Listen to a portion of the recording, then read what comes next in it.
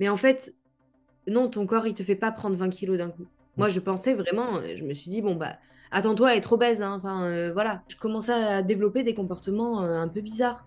J'ai commencé à regarder ce genre de vidéos sur Internet, qu'en fait, je suis tombée sur des filles qui parlaient d'anorexie. Mm.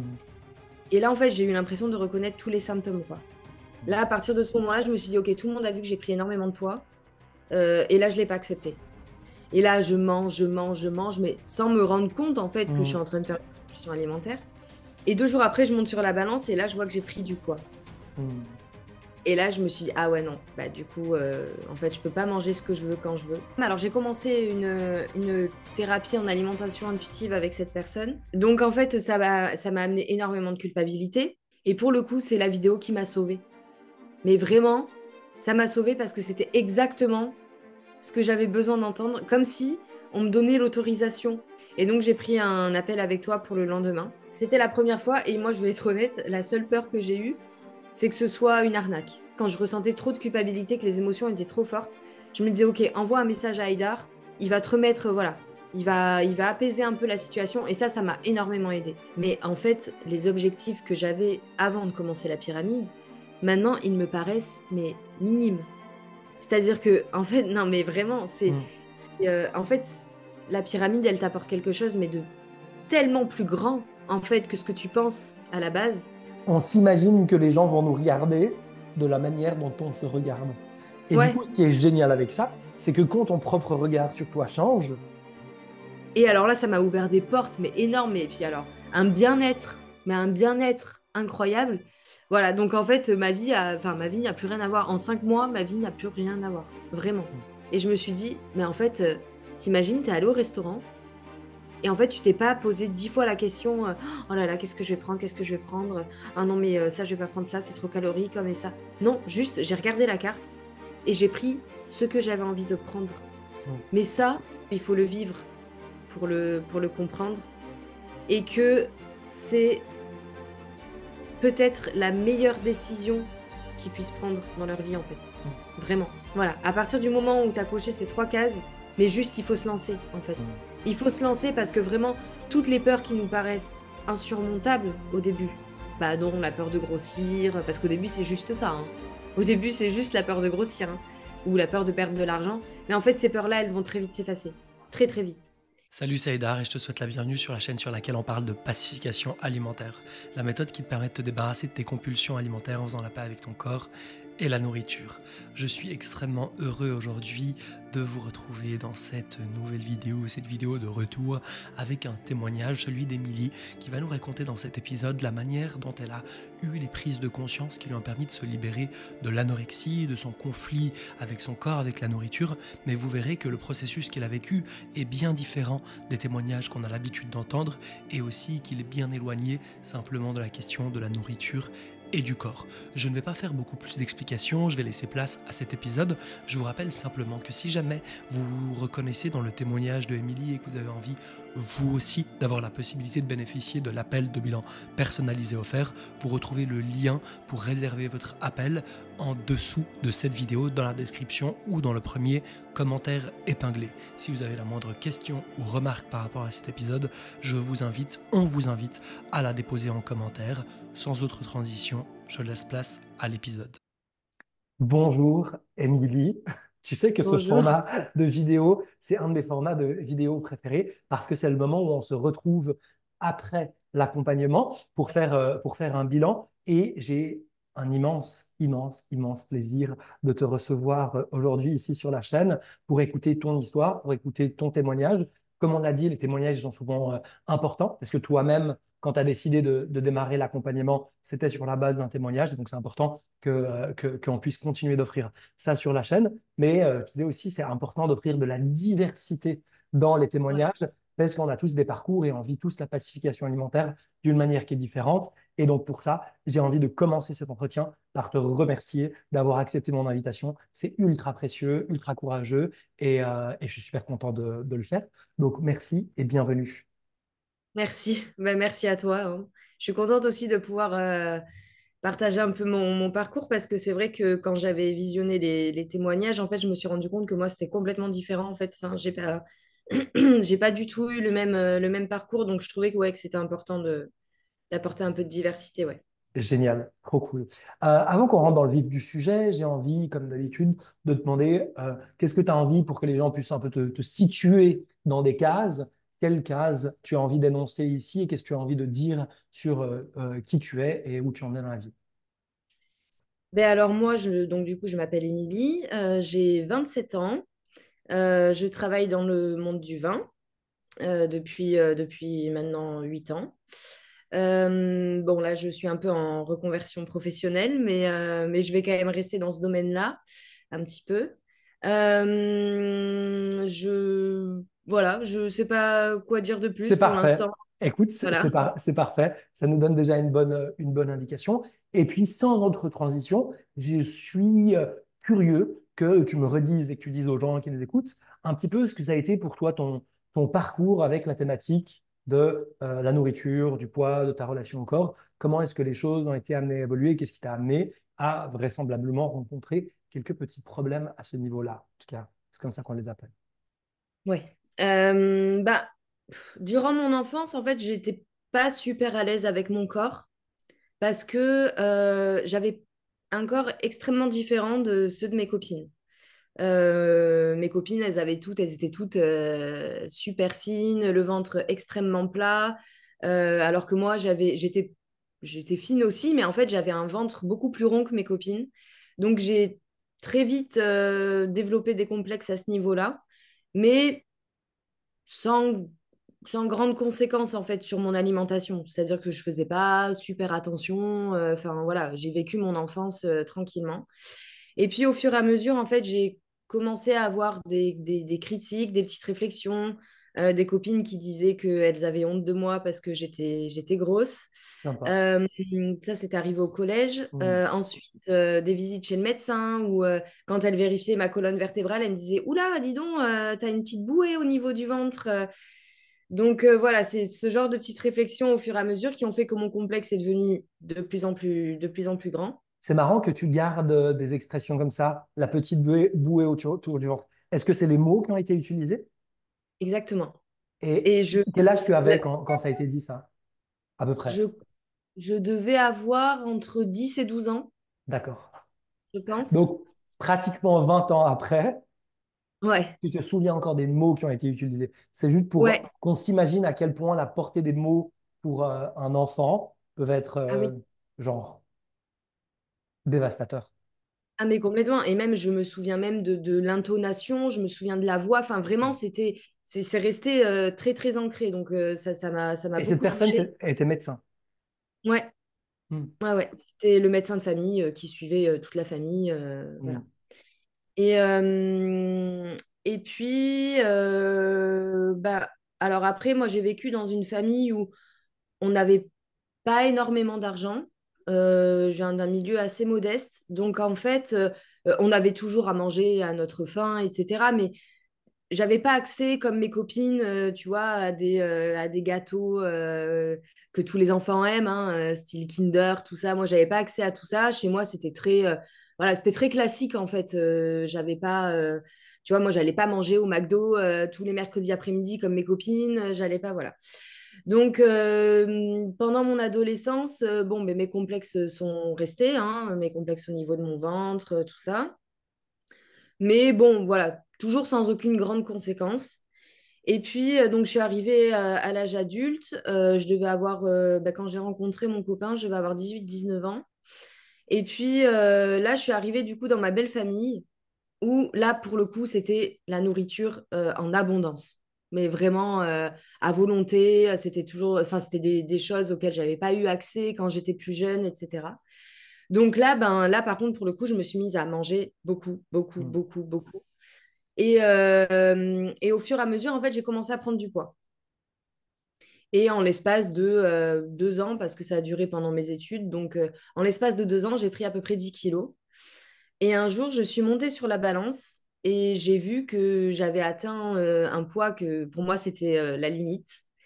Et à partir de ce moment-là, je me suis dit, OK, je vais commencer à faire un peu attention. Donc, j'ai commencé à faire un petit Tu peu avais quel âge à ce attention. moment-là? Le faire un peu Je attention. devais avoir une vingtaine d'années. Hmm. Je devais avoir entre 20 et 21 ans. D'accord. Et donc, j'ai commencé à faire attention. J'ai arrêté de m'acheter des gâteaux, j'ai supprimé le sucre, j'ai commencé à faire du sport, etc. Mais en fait, c'était pas vraiment de la restriction parce qu'en fait, je mangeais quand même toujours dehors, j'allais manger des fast-food. Et en fait, ça a été justement, en fait, ça a fait l'effet inverse. C'est-à-dire que vu que quand je mangeais chez moi, j'avais pas forcément de plaisir à manger, mais ça, c'est avec le recul, hein, maintenant que je me rends compte des Ouais. conséquences que ça. Vu que j'avais pas forcément de plaisir à manger, ben, soit je mangeais encore plus, du coup, parce que ben, du coup, j'avais pas cette dose de plaisir. Et je mangeais souvent à l'extérieur. Parce que du coup, ben, je me disais, oh, ouais, ben, si je fais à manger, je vais faire ça. Ouais, ben non, je disais à mon copain, viens, on va se chercher un truc à manger, viens, voilà. Mm. Donc en fait, ça a fait totalement l'effet inverse, c'est-à-dire qu'en fait, je perdais pas de poids et j'en ai même un peu repris. Et puis, il y a un jour où une personne m'a fait une réflexion, enfin, a fait une réflexion à son père, en fait, et son père me l'a rapporté. Donc, je veux pas trop dire qui c'est parce que, bon, on sait Mm. jamais. Et elle a dit, bah, dis donc, Émilie, qu'est-ce qu'elle a grossi? Et en fait, son père a trouvé ça judicieux de m'en faire part, parce qu'il Mm. trouvait ça rigolo. Et en fait, ça, pour moi, ça a été l'élément déclencheur. Mm. Là, à partir de ce moment-là, je me suis dit, OK, tout le monde a vu que j'ai pris énormément de poids. Et là, je ne l'ai pas accepté. Là, je ne l'ai vraiment pas accepté.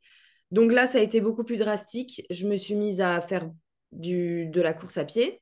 Bon, j'en avais déjà fait un peu quand j'étais plus jeune avec ma sœur, mais voilà, sans idée de performance ou de perte de poids particulière. Donc, je me suis mise à la course à pied, au début 2 fois par semaine. Voilà, j'ai commencé à faire un peu attention à ce que je mangeais et tout. Et puis, je me pesais toutes les semaines et je voyais que je perdais du poids. Donc là, complètement euphorique.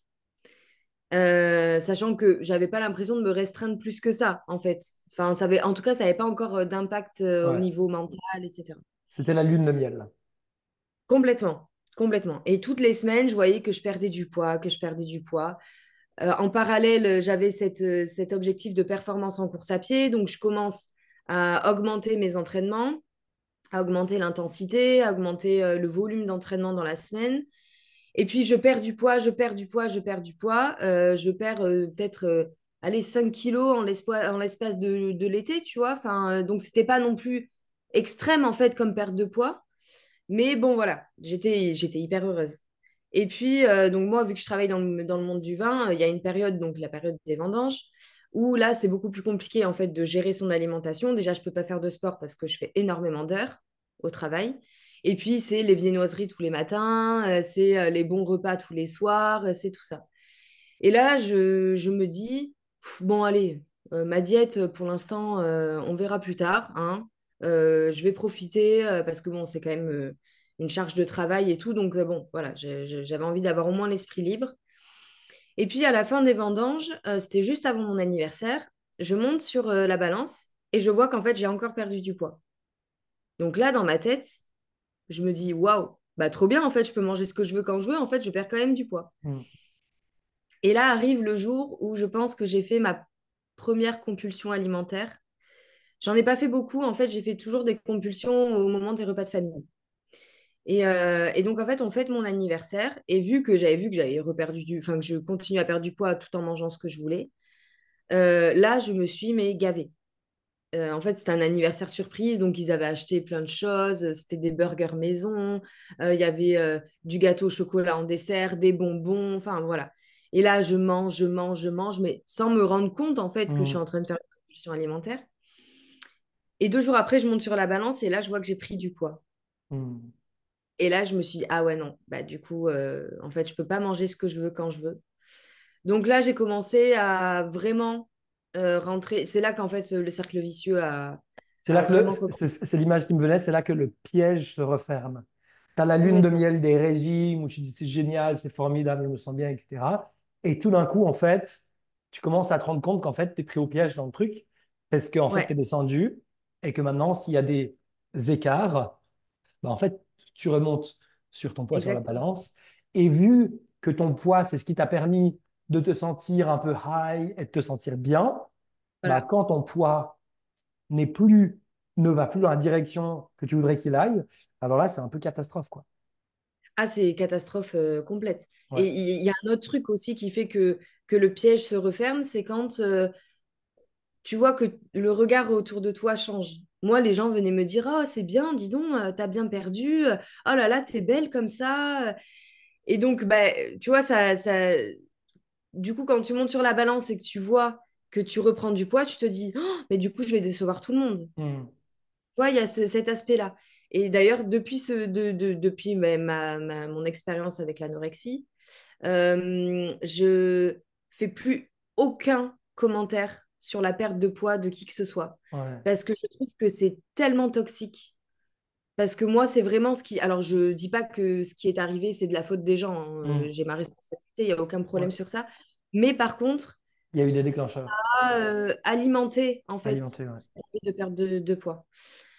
Et donc, ben là, voilà, donc le régime commence à être de plus en plus drastique. Je commence à m'intéresser aux calories. Je mange plus du tout de sucre. Je fais attention à pas manger trop de féculents. Je continue le sport. Je me rajoute une séance par semaine. Et puis, au fur et à mesure, en fait, je sens qu'il y a un changement total dans ma relation à la nourriture. Je commence à être stressée par rapport à l'alimentation. Je me fais mes menus de ma semaine. Je, je compte les calories, je commence à installer une application de comptage des calories. C'était quoi Euh, l'application? C'était Foodvisor, Ah, un ok. truc comme ça. Ah, ok. Ouais, moi, Ouais, j'utilisais non, c'était MyFitnessPal. pas. À ce Ouais, ben moment-là, voilà. est-ce que tu étais suivi? Est-ce que tu étais accompagné ou tu faisais ça toute seule de ton côté? Est-ce que tu regardais des vidéos sur YouTube? Comment est-ce que tu mettais ça en place en fait? Alors, je faisais ça toute seule. Mais par contre, j'étais très intéressée par les vidéos sur la nutrition, Hmm. bah, aussi sur les performances en course à pied, tout ça. Donc, et en fait, donc là, je voyais bien que petit à petit, j'avais plus d'énergie. Je me forçais à aller courir. J'étais vraiment dans un surentraînement pas possible. Je me forçais à aller courir alors que déjà, bon, j'ai un métier où je travaille souvent dehors et je passais des journées dehors dans le froid et je rentrais chez moi, je me changeais, je repartais courir alors que vraiment, j'étais claquée, quoi. Vraiment, je n'en pouvais plus. Je voyais qu'au travail, tu vois, je porte souvent des charges lourdes et tout. Je voyais que j'étais souvent obligée de faire des pauses parce que en fait, je perdais toute mon énergie. Et puis, je commençais à perdre mes cheveux. Je perdais beaucoup mes cheveux. D'ailleurs, mon copain me le faisait remarquer. Il me disait, waouh, mais tous ces cheveux dans la douche, quoi. Genre, Hmm. il va plus te rester grand-chose. Et puis, mon poids diminuait. En fait, il fallait toujours que mon poids soit plus bas que celui de la semaine d'avant. D'accord. Et si il était plus haut ou qu'il était le même, mais pour moi, c'était une catastrophe. Et en fait, je me suis rendu compte que je me sentais vraiment piégée par la balance, quoi. C'est-à-dire que vraiment, c'était ce qui dictait ma vie. Hmm. Tout, tout, toutes mes prises alimentaires, tout. Enfin, vraiment, j'avais un rapport à la balance ultra compliqué. Et même après, c'est devenu quotidien, hein, les pesées, hein. Et là, à ce Et moment-là, c'était quoi ton rapport au corps? Est-ce que tu aimais bien ton corps? Tu le trouvais esthétique? Tu étais fier de toi? Tu sais que c'était super ou pas? ah oui, complètement. Ah Hmm. non, mais moi, en fait, je te dis qu'il y avait une fixation sur mon ventre.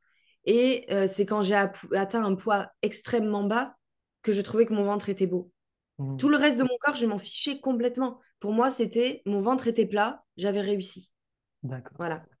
Et, euh, et en fait, bah, du coup, donc l'engrenage, voilà, ça a continué, ça a continué.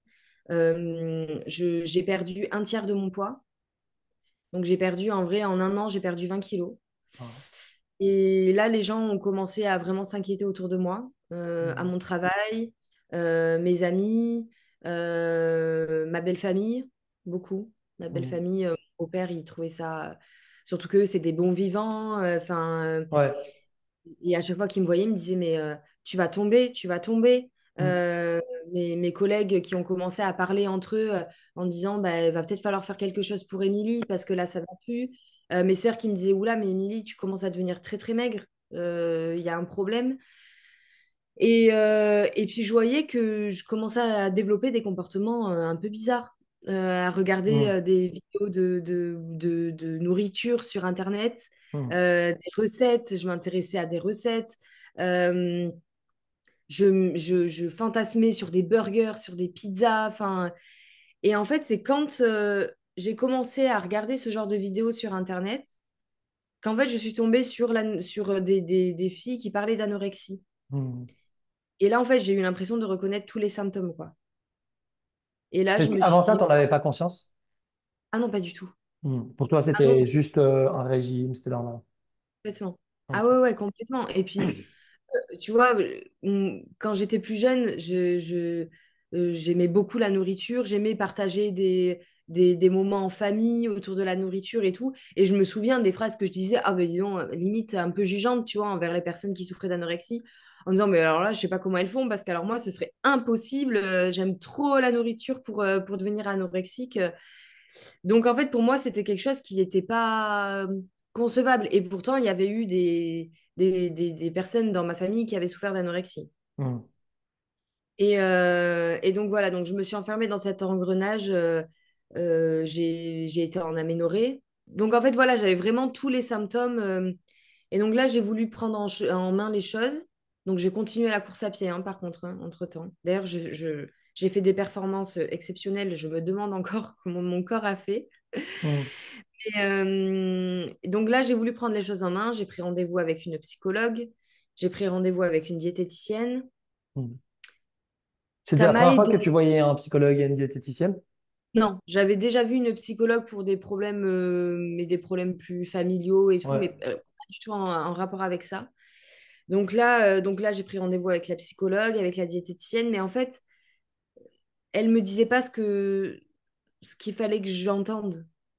En fait, la diététicienne, elle m'a fait tenir un journal alimentaire.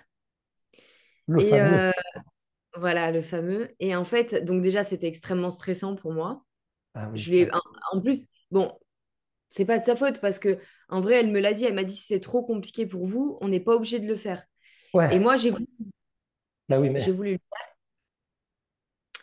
Et en fait, donc elle me disait vraiment de mettre les doses que je mettais et tout.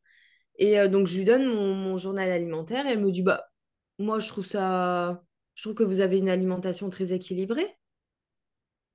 Et là, je me suis dit ouais d'accord, mais enfin, comment ça se fait que je perde encore du poids du coup? Ouais. Parce que si je perdais du poids, c'est que c'était pas équilibré. Enfin, c'est qu'il y avait Ouais. un problème. Mm. Et elle me dit, ah, ben, il faudrait peut-être un peu augmenter les portions, tout ça. Mais enfin, voilà. En fait, j'avais l'impression qu'elle comprenait pas. Mm. Qu'elle comprenait pas. Je lui disais que j'étais en aménorrhée. Elle me dit, ah oui, dis donc, c'est pas très régulier comme cycle. Je disais, non, mais en fait, c'est parce que je mange pas assez. Enfin, Mm. j'avais l'impression en fait qu'elle avait pas conscience de, Ouais, qu'elle de, était de- dans une forme de déni plus Ouais, intense que le tien à ce moment-là. ouais, complètement. Mm. Donc, j'ai décidé d'arrêter. Et Mm. puis, j'ai découvert une coach en alimentation intuitive. Juste une question par rapport à ça. Est-ce que sur le moment, tu as directement eu conscience que cette personne ne pouvait pas t'aider? Ou est-ce que tu t'es dit, ah, le problème vient de moi, c'est toi? Je veux dire, est-ce que tu as tout de suite compris que cette personne n'était pas adaptée à ta situation? Ou est-ce que au contraire, tu t'es mis la responsabilité sur toi? Non, j'ai tout de suite compris que Ok, ça venait d'elle. d'accord. Enfin, que ça venait d'elle. Ouais, qu'elle Que n'était en pas tout cas, adaptée. pour moi, c'était pas la solution adaptée. Ouais, J'ai, ok. ça, je l'ai tout de suite senti. Et Et donc là, tu puis, vas sur l'alimentation intuitive. oui, voilà. Qu'est-ce qui te fait découvrir ça et aller dans cette direction? Ben, pareil, en fait, les réseaux sociaux, hein, D'accord. complètement, hein. Les réseaux sociaux, j'ai commencé à écouter ces podcasts. Et en fait, c'était ça, c'était ce dont j'avais besoin d'entendre que, en fait, l'alimentation, ça pouvait être, on pouvait avoir un rapport complètement serein avec l'alimentation, complètement libéré, complètement. Mais en fait, le problème, alors j'ai commencé une thérapie en alimentation intuitive avec cette personne. Ouais.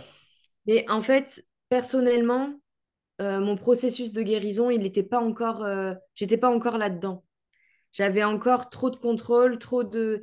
Donc en fait, toutes les règles de l'alimentation intuitive, je les ai prises comme des nouvelles règles où, voilà, qu'il fallait respecter à la lettre.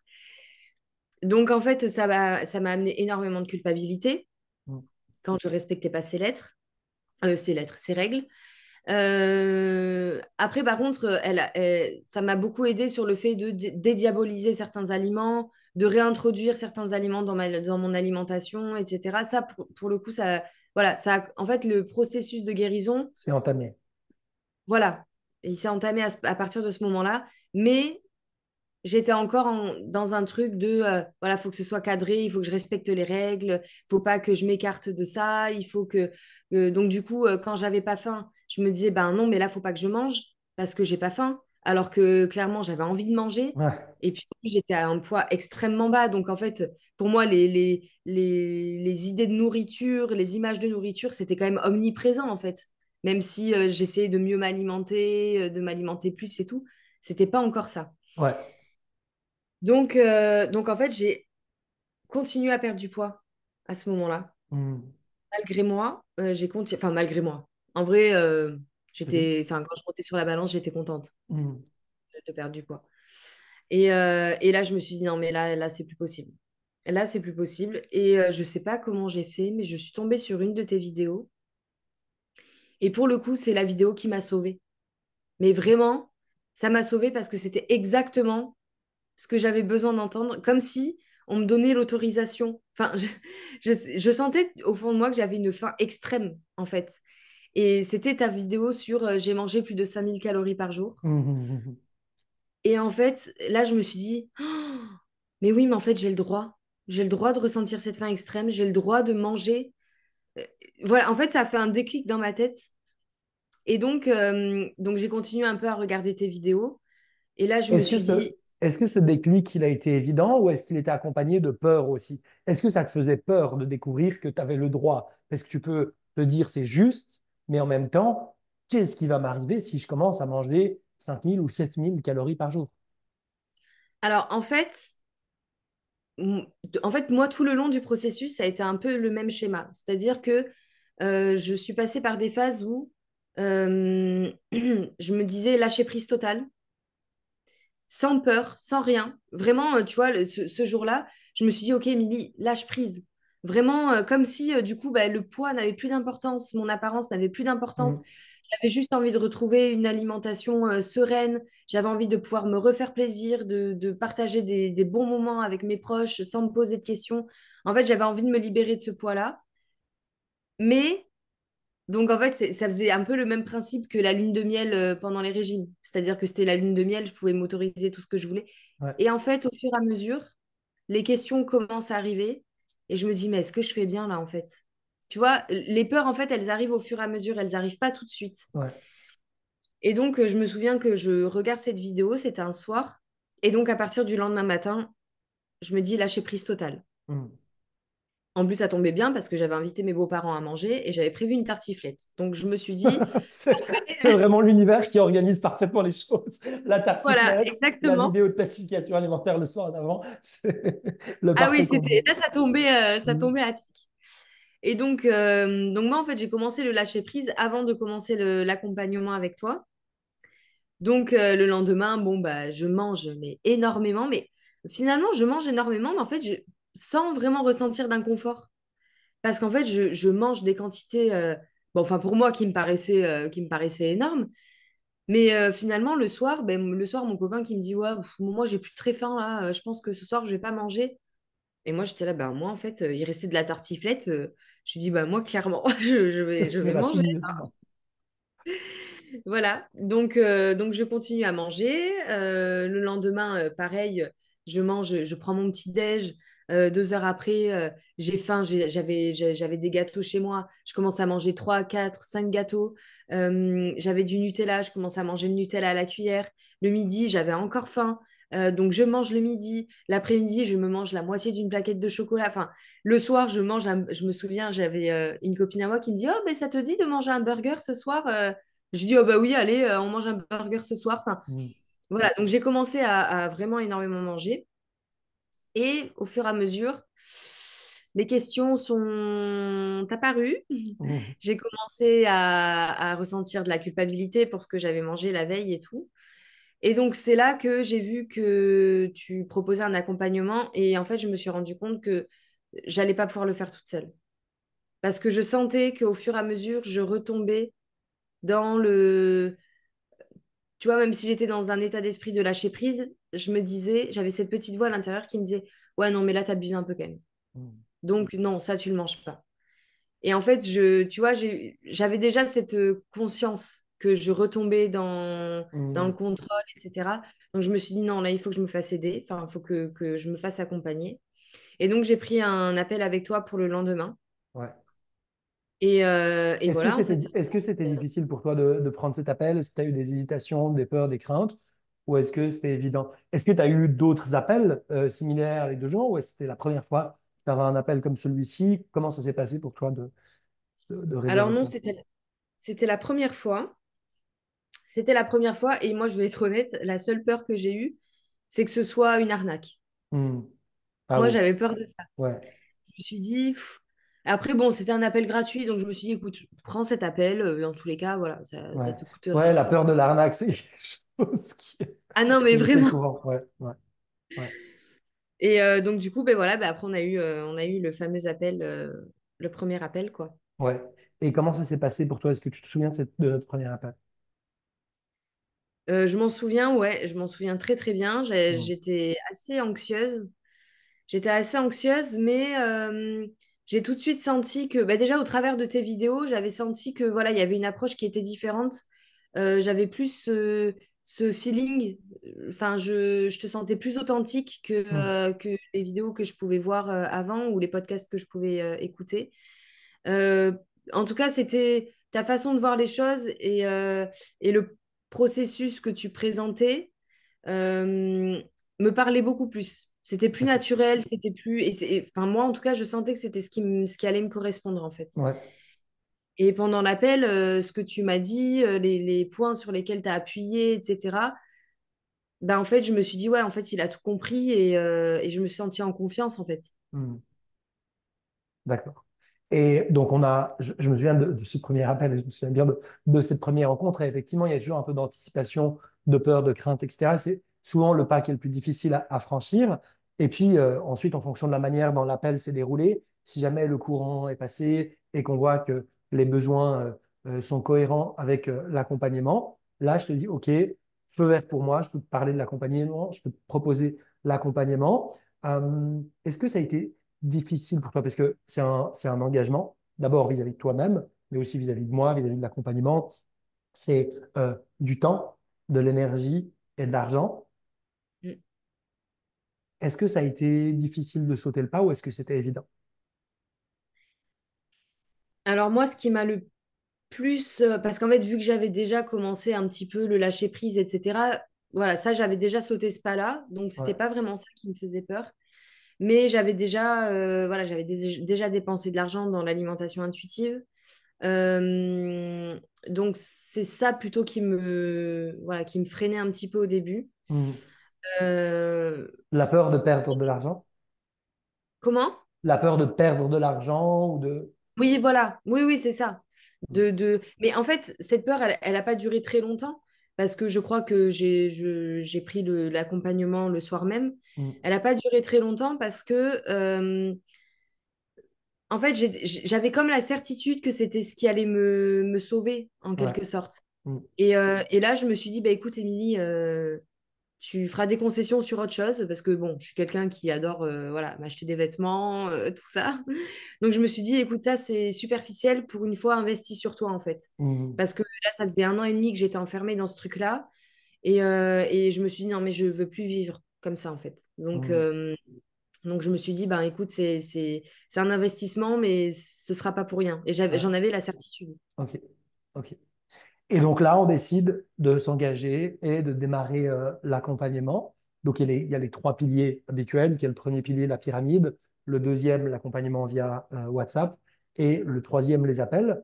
Est-ce que tu as envie de nous parler de comment est-ce que toi, tu as vécu le process? Et dans ces trois piliers, qu'est-ce qui a été utile, important, et aussi quelles ont été un peu, tu vois, les étapes que tu as traversées dans le processus et qui ont déverrouillé, qui ont ouvert des portes? Ok. Alors, la première étape, moi, les vidéos, je les ai découvertes très, très vite. Je pense que le module d'introduction, je l'ai fait, je pense que j'ai dû le faire en une journée, hein, à peu Ouais. près. Bon, je pense que ça, c'est un peu tout le monde pareil, hein. Au début, tu es à fond, tu te dis, oh là là, vite, il faut que j'avance, il faut que j'avance. Ouais. Les premières vidéos de la pyramide, je les ai trouvées extrêmement bien faites. Bon, enfin, en fait, je les ai toutes trouvées extrêmement bien faites, hein, mais les premières vidéos, déjà, ça, ça apaise. Ça apaise parce que toutes les croyances, toutes les montagnes que tu te faisais, tu vois, des calories, des groupes d'aliments, l'alimentation industrielle et tout, déjà, ça, voilà, ça remet les choses un peu à leur niveau. Donc déjà, ça m'a apaisée par Hmm. rapport à ça, par rapport à ces questions-là. Euh, et donc, j'ai continué le lâcher-prise en même temps que de commencer la pyramide. Euh, alors, c'est là que ça a commencé un petit peu à bloquer parce que même si la pyramide m'apaisait sur certains points, moi, j'avais toujours cette impression de ne pas faire les choses comme il fallait. Hmm. Parce que j'avais regardé aussi les témoignages sur ta chaîne. Et en fait, j'avais l'impression d'être complètement, enfin, que c'était pas du tout la même chose quoi que je vivais. C'était quoi C'est-à-dire la que moi, différence? je ressentais énormément de culpabilité encore. Hmm. En fait, moi, ça a pas été, j'ai pas fait un lâcher prise d'un coup et après, je me suis stabilisée et après, j'ai été complètement libérée avec la nourriture. Ça a Ouais. pas du tout été ça. Hmm. Déjà, moi, j'ai commencé le lâcher prise alimentaire, mais je continuais le sport. Je continuais 4 fois par semaine. Je continuais à me peser. C'est des choses en fait que j'ai arrêtées plus tard, mais pour moi, le sport au début, c'était inconcevable. Ouais. Et donc, en fait, voilà, mais j'en étais consciente, hein. J'avais le lâcher prise, mais j'avais cette sécurité de me dire, OK, mais ça va parce que je continue à faire du sport, en fait. Ouais. Voilà. Et je continuais à contrôler mon poids. Je prenais du poids, hein, par contre, hein. Hmm. Je prenais du poids, mais je continuais à contrôler, tu vois. Je me disais, oh, ben ça va, cette semaine, j'ai pris qu'un kilo, tu vois. Donc, en fait, j'avais toujours ce rapport un peu compliqué avec la balance, avec le sport. Euh, Dans le lâcher-prise, c'était pas facile non plus. Parce que, alors, j'ai traversé une période de faim extrême qui a duré.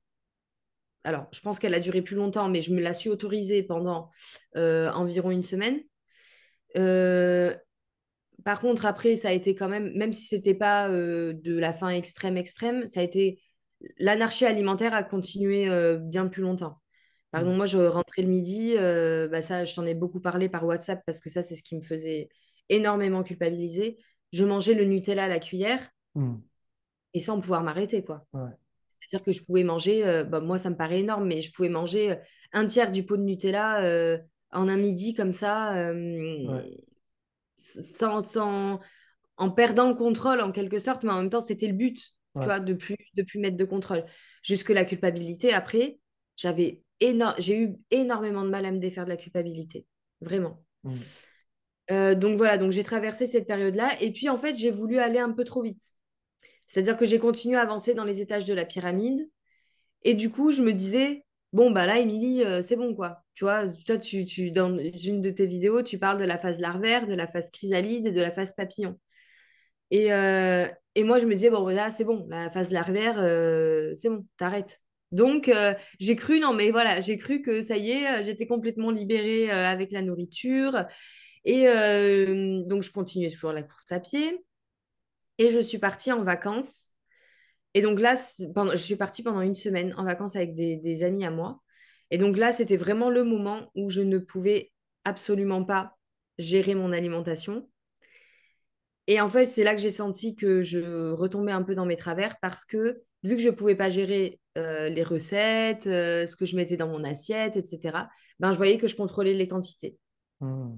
Parce que j'avais cette peur de reprendre du poids.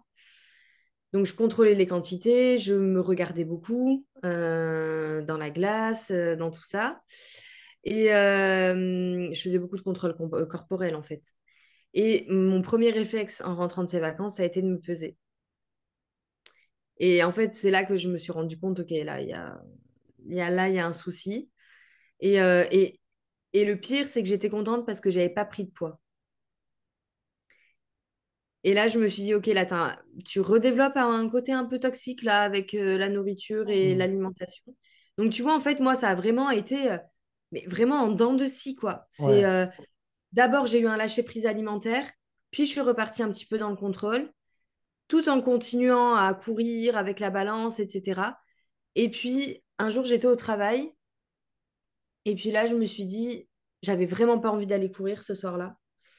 Et j'ai commencé à avoir, enfin, j'avais très mal au ventre, en fait, depuis le matin.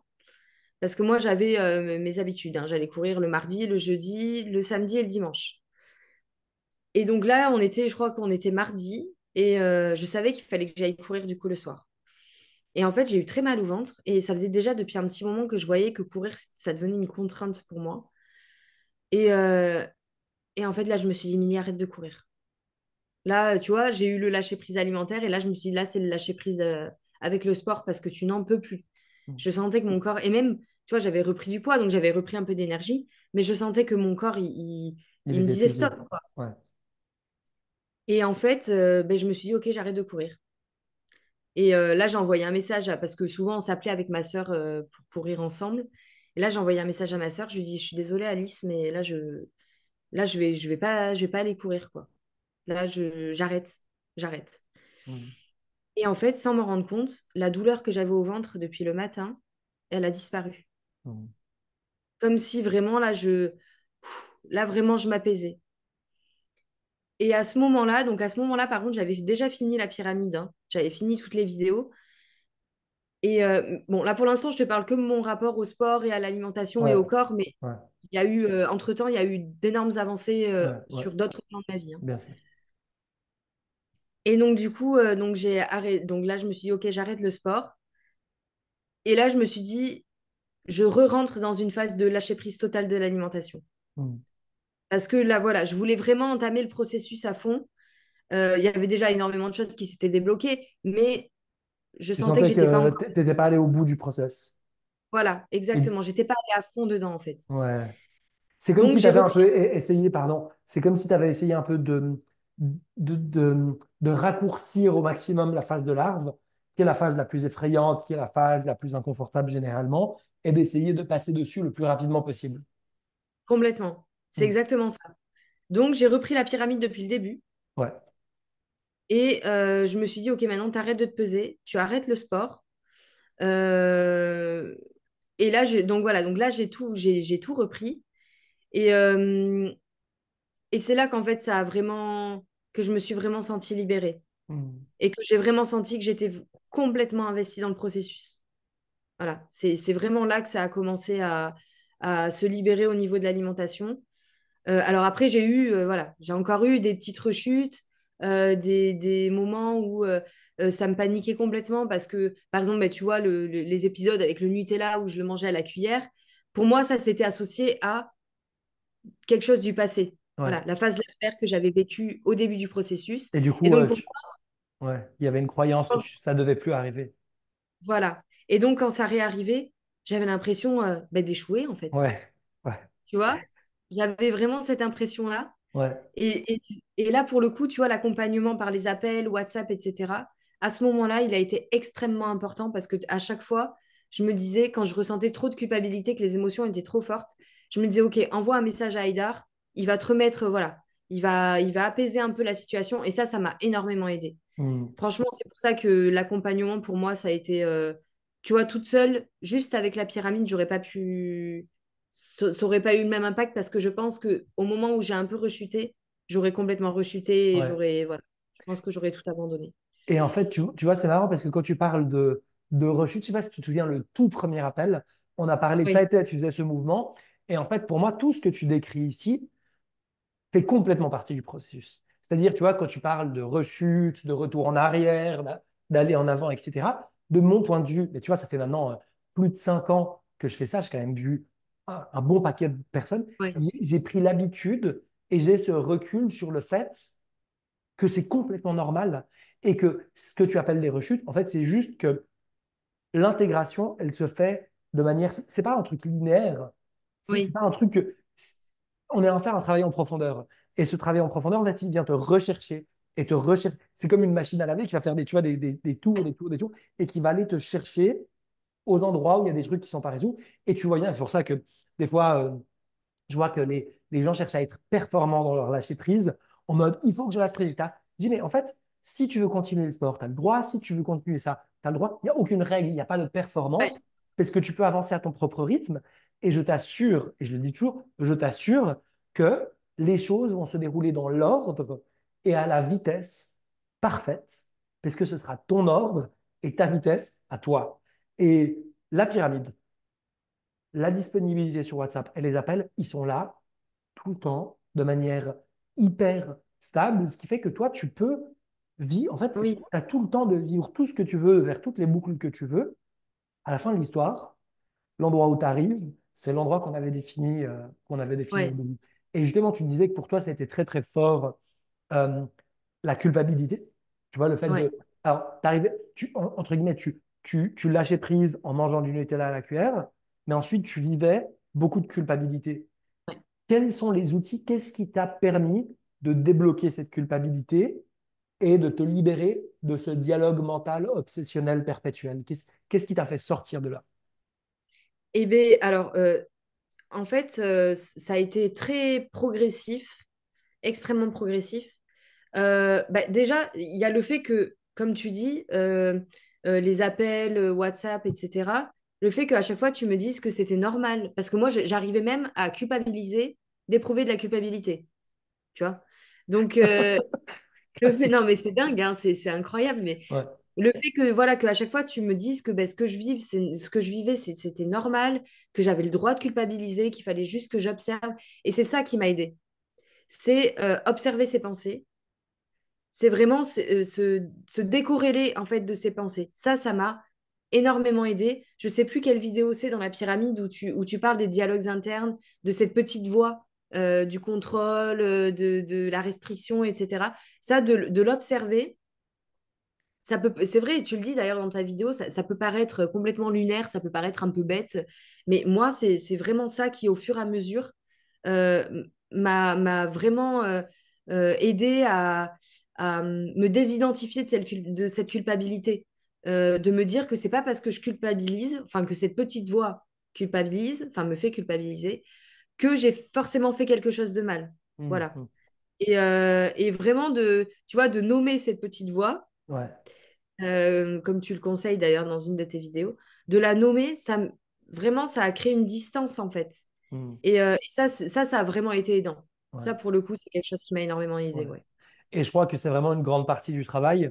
En fait, c'est juste, et ça paraît tellement bête, mais en fait, ça paraît bête de le comprendre, mais quand on le met en pratique, c'est ouf, c'est de se rendre compte qu'on n'est pas obligé de prendre au sérieux tout ce qu'on pense et qu'on n'est pas Complètement. obligé de s'identifier à tout ce qu'on pense parce que les pensées, elles nous traversent. Et effectivement, de mettre ça à distance. Donc, on a parlé effectivement de la pyramide, des échanges sur WhatsApp qui font que à chaud, quand tu es en difficulté ou en galère, bah, tu as la possibilité effectivement d'avoir un feedback, un retour et de déposer ça quelque part. Et quel rôle ont joué pour toi les appels de suivi qu'on a fait ici sur Zoom où on se rencontrait régulièrement? Euh, Qu'est-ce que, de quelle manière ça a été utile dans ton parcours? Alors, ça a été utile parce que, alors, je sais pas si tu l'as vu, mais moi, en vrai, je t'ai pas énormément sollicité sur WhatsApp Ouais.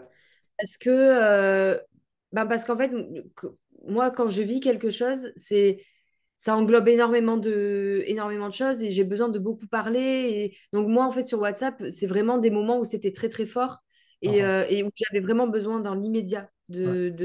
d'avoir un soutien. Par contre, les appels, ça permettait vraiment de pouvoir plus développer sur ces sujets-là, de, de, comment dire, d'apporter des pistes plus profondes, de parler de choses, tu vois, qui n'étaient pas forcément en rapport avec la nourriture ou voilà, de vraiment voilà, faire quelque chose de beaucoup plus holistique en fait. Mm. Moi, je trouvais que c'était plus ludique dans le sens où c'était vraiment une conversation. Tu vois, sur WhatsApp, mine de rien, bah, tu peux pas non plus être devant ton téléphone et voilà, Ouais. répondre du tac au tac. Donc, c'était pas pareil. Tu vois, là au moins j'avais la réponse de en À instantané. chaud. Ouais, voilà, à chaud. Donc ça, j'ai trouvé que c'était bien plus pratique. Ça, en fait, ça faisait un peu comme quand tu vas voir une psychologue et que voilà, tu as vraiment la discussion qui se fait en instantané. Et voilà. Moi, Ouais. pour moi, en tout cas, moi, ça me correspond plus Mhm. parce que ça me parle plus, en fait. J'ai Ouais, beaucoup plus de facilité à entendre les choses quand on est dans une discussion. conversation. Ouais. Tout à fait, tout à fait. Ok, merci pour toutes ces indications sur le process, le parcours. Maintenant, on est curieux, probablement les gens qui nous écoutent sont curieux de savoir comment est-ce que tu vas aujourd'hui, où est-ce que tu en es et qu'est-ce qui a changé, est-ce que les objectifs qu'on s'était fixés au début de l'accompagnement, comment est-ce que tu te sens vis-à-vis de ces objectifs, comment tu te sens aujourd'hui? Mais alors, en fait, déjà, les objectifs ont. Alors, il y a des objectifs qui sont les mêmes, mais en fait, les objectifs que j'avais avant de commencer la pyramide, maintenant, ils me paraissent, mais minimes. C'est-à-dire que, en fait, non, mais vraiment, Hmm, en fait, la pyramide, elle t'apporte quelque chose, mais de tellement plus grand, en fait, que ce que tu penses à la base. Euh, Moi, ça m'a aidé sur énormément de points. Déjà, un truc tout bête, mais le sommeil. Le sommeil, ta vidéo sur le sommeil, ça a été une des choses qui m'a le plus apaisée parce hmm, que j'ai toujours eu des problèmes de sommeil. Et, euh, et les conseils que tu apportes dans ta vidéo sur le sommeil, sur le stress, sur tout ça, en fait, tout l'étage 1 déjà de la pyramide, moi, ça m'a déjà énormément apaisée. hmm, Ensuite, qu'est-ce qui a changé? Le fait ah oui, la vidéo, je ne sais plus exactement ce que c'est, mais ce qui dépend de moi et ce qui ne dépend pas de moi. hmm, Mais ça a changé ma vie hmm, parce que moi, j'étais toujours, j'avais, et puis, en fait, je me créais de la souffrance moi-même, c'est-à-dire que j'attendais toujours des gens qui réagissent comme moi, j'aurais voulu qu'ils réagissent. J'attendais toujours des gens qui me rendent ce que moi, je leur donnais. Euh, je vivais au travers du regard des autres, mais vraiment.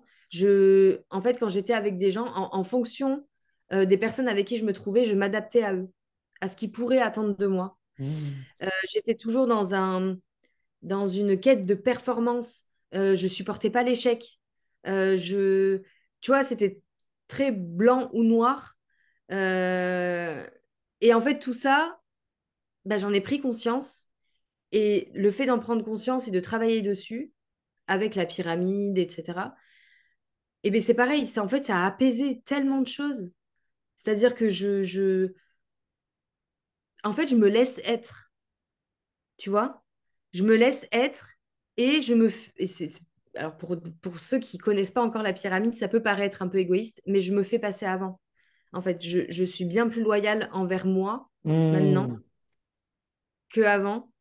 Et ça a été une des grosses victoires. Et en fait, c'est pour ça, par WhatsApp, je te disais souvent, je sais pas si tu t'en souviens, mais je te disais souvent, j'ai l'impression que sur tous les domaines de ma vie, j'ai fait un pas, mais immense, mais que par rapport à l'alimentation, j'ai l'impression d'être toujours dans ces boucles, Ouais, tu vois. ouais. Et en fait, c'est pour ça que je trouvais que mon parcours avait été complètement différent de ceux que je pouvais voir sur ta chaîne, parce que, en fait, moi, ça m'a apporté énormément de choses, et je comprenais pas pourquoi l'alimentation n'était pas encore... euh, Continuez d'être un sujet. voilà, Ouais, continuer, exactement, continuer d'être un sujet. ouais. Et, euh, et en fait, je me suis rendu compte que mon parcours était, voilà, c'était mon C'était parcours ton et que, parcours. et que finalement, le fait que j'avance sur les autres domaines de ma vie, en fait, après ça, j'en ai pris conscience que finalement, ça me faisait passer par des paliers aussi au niveau de l'alimentation. Ouais. Parce que du coup, petit à petit, quand je remets du sens dans ma vie, l'alimentation, elle prend beaucoup moins de place, en fait. Parce qu'il y a des choses qui me dépassent et qui sont bien plus importantes que ça. Hmm. Et, mais ça, je l'ai compris il y a quelques semaines, hein. Enfin, Ouais. c'est encore tout récent, Chaud. hein. Ouais. Ouais. Et après, oui, Attends, j'ai pas cette info. On a démarré il y a combien de temps, Émilie? Est-ce que tu te souviens quand a eu lieu notre tout premier je crois que c'était en novembre. en novembre? Ouais. Et là, Hmm. on est en mars. Ouais. Novembre, décembre, janvier, février, mars. Ouais, on est à On est à 5 mois. ouais, 5 mois, ouais. Ouais, 5 mois. Ouais. Et attends, je bois un coup. Vas-y, vas-y.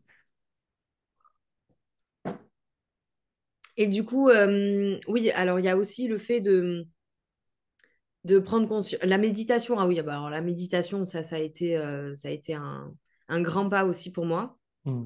Quand je parle de la méditation, je parle aussi de vivre l'instant présent, tout ça, hein. La Ouais, balade, du rapport au réel, ouais. ouais, la balade sensorielle, le Hmm. fait de se reconnecter à ses sens, etc. Ça m'a beaucoup aidé parce que j'ai toujours été beaucoup dans mon mental, en fait. J'ai tout le temps coincé dans mon mental. Et en fait, je prenais pas conscience du tout de la beauté de la nature, de la beauté de la vie, parfois même de la beauté des moments que je pouvais passer avec les gens. T'étais Je me absente, rendais compte. t'étais à côté de ta vie. Ah oui, complètement. Ah, Hmm. mais complètement. Ouais. Complètement. Hmm. Et donc ça a été un énorme pas aussi. Tu Et la trouves que question, que la majorité des gens vivent comme ça? Le fait de oui, vivre à côté de sa vie et de ne pas voir ce qui est en face de notre nez, parce qu'on est dans le mental, c'est la ah oui, manière dont on vit la majorité des vies et des instants. Enfin, ah mais et ça va bien au-delà du rapport à la nourriture au corps. ah oui, C'est vraiment le rapport à être en vie et à kiffer la vie, quoi, en fait, à kiffer ce qui est ah autour. ouais. Ah, mais complètement. Et en fait, maintenant, du coup, je m'en rends compte. En fait, je vois les gens qui sont beaucoup dans leur mental et qui sont toujours en train de planifier ce qu'ils vont faire, ce qu'ils Mm. vont. Enfin, et du coup, vu que maintenant, je vois que je m'en rends compte, je me dis, OK, donc toi, ça veut dire que par contre, tu es beaucoup plus dans l'instant présent maintenant. Alors après, voilà, je suis Oui, pas non plus. Je suis t'es pas pas en Bouddha. contemplation tout le temps. Oui, moi aussi, je planifie ma semaine. Moi aussi, je me dis, ah ben dis donc, demain, va peut-être falloir que je fasse ma liste de Mm. courses. Enfin, voilà, hein, ça c'est normal. Je veux dire, on est humain, quoi. Ouais. Mais par contre, j'ai ces moments où je me recentre complètement. Et, euh, et même, tu vois, quand je suis au travail et que je suis toute seule et que je suis dehors et que franchement, mais tu sais, tu as le temps hein, de cogiter hein, quand tu es toute seule, que tu travailles dehors, que tu es sous la pluie, que voilà, c'est pas une journée hyper riche. Et juste que je vois une coccinelle posée sur mon pied de vigne. Et bien maintenant, tu vois, je suis en capacité de me dire, oh, ouais, mais qu'est-ce que c'est beau, tu vois, qu'est-ce qu'elle est Mm. belle. Et ça avant, j'en avais pas conscience. Alors maintenant, mes collègues, ils me prennent un peu pour une folle, hein, c'est-à-dire que je suis là, oh, une coccinelle. Mais en fait, Mais bon, je sais, tu vas regarder un nuage, regarder une coccinelle, enfin, être connecté aux trucs qui sont autour de nous, ça paraît dingue. Tu vois, on se dit, ah, ouais, mais les gens sont dingues. Mais en fait, ce qui est dingue, c'est d'être c'est aveugle à l'inverse. ça. Ouais, Et c'est de croire que c'est pas concret ou pas tangible, de croire que être dans le mental, c'est être plus concret ou plus tangible. Mais en fait, être dans complètement. le mental, c'est bien souvent être dans la fuite en arrière ou en Ah oui, avant, mais en tout cas, fuir autant que possible le moment présent, c'est-à-dire soi, en fait, puis être là, ouais, quoi, être présent. ouais, ouais, complètement. Alors Com- évidemment, tu te protèges de ce qui peut être inconfortable, mais en te protégeant de ce qui est inconfortable, paradoxalement, tu te protèges aussi du fait d'être vivant, quoi, en fait. Ouais, ouais, ouais, carrément. Non, mais c'est carrément ça. Et Et tu vois, c'est ben, pour c'est. ça que, pardon, je suis désolé, je te coupe beaucoup, Non, non, mais c'est vas-y, aussi vas-y, pour vas-y. ça que dans le processus de pacification alimentaire, j'insiste tellement sur le fait d'embrasser aussi ce qu'il y a de Ouais, inconfortable, ce qu'il y a de souffrance, ce qu'il y a de peur, ce qu'il y a de... En fait, on nous a tellement appris que euh, tout ce qui fait souffrir est mauvais ou mal, qu'on s'imagine à chaque fois qu'on est triste, à chaque fois qu'on est en colère, à chaque fois qu'on est fatigué, à chaque fois qu'il y aurait quelque chose qui ne va pas ou qui n'est pas normal. En fait, non, c'est juste la manifestation du fait qu'on est un être humain. En fait, c'est tout. Et et on ne justement, guérira pas, est-ce que donc, on ne guérira pas de notre humanité? Je ne guéris personne de son humanité, on ne guérit pas d'être humain. mais en fait, justement, c'était de ça dont je voulais Mm. parler. Le fait d'accueillir les émotions. Et alors pour moi, c'est un peu corrélé, hein, mais le fait d'accueillir ses émotions et aussi de ne pas s'enfermer, c'était la vidéo sur le piège de l'identité, Mm. de ne pas s'enfermer dans une case. Parce que moi, on m'a répété toute ma vie, j'ai toujours eu l'image de la petite fille au mauvais caractère, de la petite fille maladroite, de la petite fille qui était super intelligente, de la petite fille qui était un peu clown quand elle avait pas son mauvais caractère et sa tête de cochon. Mm. Et donc, en fait, j'avais l'impression que, vu qu'on m'avait attribué ces étiquettes depuis toujours, ben que je devais rester comme ça, en fait.